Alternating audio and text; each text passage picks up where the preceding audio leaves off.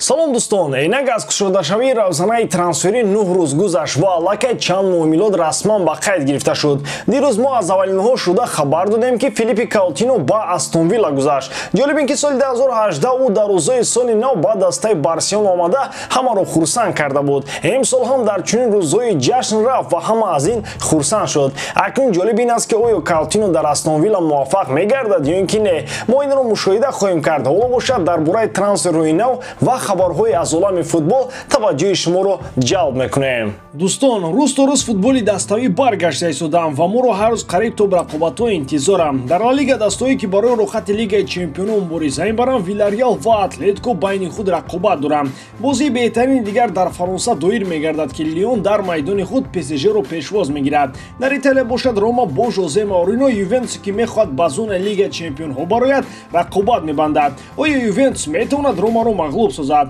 Тамошои бозиҳоро бо 1x метавонед ҷолибтар созед. Регистратсияи осон, пур кардани маблағ аз тамоми гӯшаву канори дунё, вале аз ҳам муҳим бонус то $100 дар олин пардохт бо промокоди MG 0777. ҳамаи маълумото дар комментария. Ба ҳама муваффақият.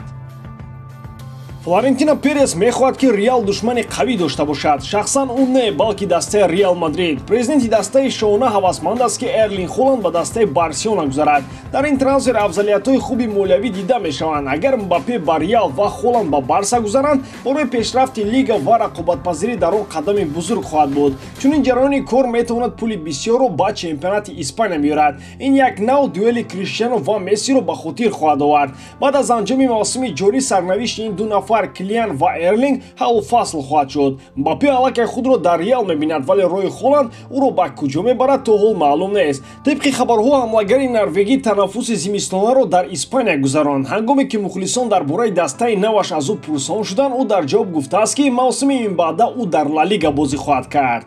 Табиист, ки танҳо ду даста қудрати баҳоят ҷалб кардани ин футболбозонро дорад. Мушкили дар он аст, ки Реал ҳам қудрати харидан ва ҳам бо ному шӯҳрату шомаш ба худ метавонад иҷозаи овардани ҳар дуи футболбозро бидиҳад. Аммо Барса айни ҳол дар буҳрони молиявӣ ғута задааст.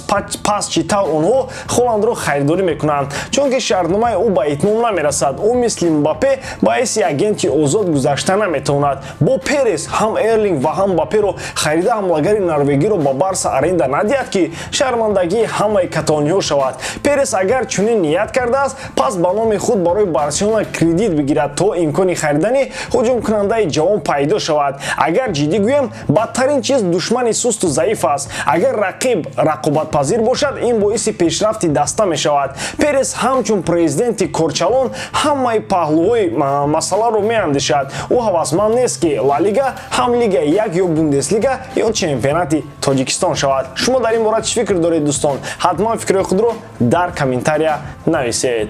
ФИФА исми финалистони ҷоизаи беҳтарин футболбози соли 2021-ро нашр кард. Беҳтарин яке аз ин футболбозони зерин хоҳад шуд: Левандовски, Месси ва ё Салоҳ.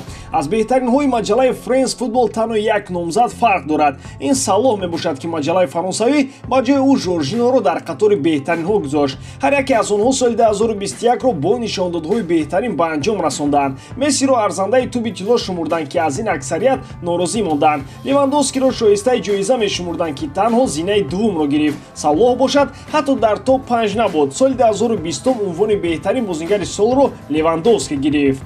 Бисёриҳо баронанд, ки маҳз амлагари полшагӣ беҳтарин бозингари соли гузашта интихоб хоҳад шуд. Он ноадолатие, ки France Football нисбати ӯ кард, ФИФА ҷубронаш мекунад ва ҷоизаро ба Лёва медиҳанд. Баъд аз маросими спурдани туби тилло, чанд маҷалла ва ниҳодҳои дигар беҳтаринҳоро бо фарзияи худ интихоб карданд. Аксари онҳо моил ба он буданд, ки мақоми беҳтарин бозингари солро ба ҳуҷумкунандаи Бавария бидиҳанд. Салоҳ дар қисми дуввуми соли гузашта натиҷаҳои беҳтарин нишон дод. Дар нимсолаи якум ӯ ҳатто дар Премер-лигаи Англия беҳтарин набуд. Дар ҳайати восеи номзадон ҳамчунин футболбозони зерин қарор гирифтанд: Карим Бензема, Криштиану Роналдо, Кевин Де Брюйне, Эрлинг Холанд, Жоржино, Нголо Канте, Килиан Мбаппе ва Неймар. Маросими ҷоизаспории беҳтаринҳо бо фарзияи ФИФА рӯзи 17 январ баргузор мешавад.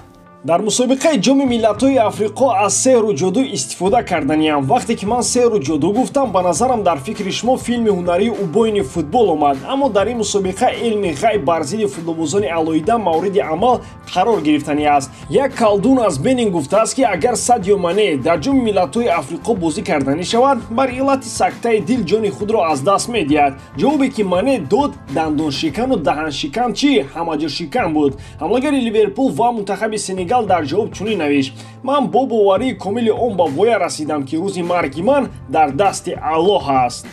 фикр дорам баъди чунин ҷавоб иззату обрӯи Мане дар байни мухлисон, алахусус муслимин, баландтар гардид. аз ин ҷиҳат ӯ албатта аз Салоҳ фарқ дорад. Мане кӯшиши пайдо кардани баланс байни Англия ва кишвару дину мазҳабаш надорад. ӯ дар рӯзи зодирӯзи Исои Масеҳ дар назди арчаи соҳилнавӣ бо аҳлу оила сурат гирифта дар интернет намепартояд. мо намегӯем ин хуб аст ё бад, гап танҳо сари интихоби ҳар яке аз онҳо меравад. он тарафашро шумо қазоват кунед ки ҳаққу кадомаш ноҳақ.